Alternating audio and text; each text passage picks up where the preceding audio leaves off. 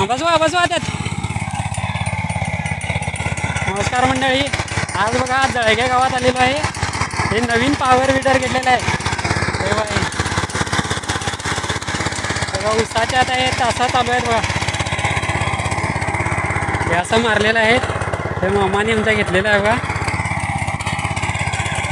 त्याचं काम बघा कसं होतंय. हे मालक आहेत. हे शेती कामासाठी उसासाठी चांगला आहे बघा. एक नंबर आहे. जपान टेक्नॉलॉजीचं मशीन आहे.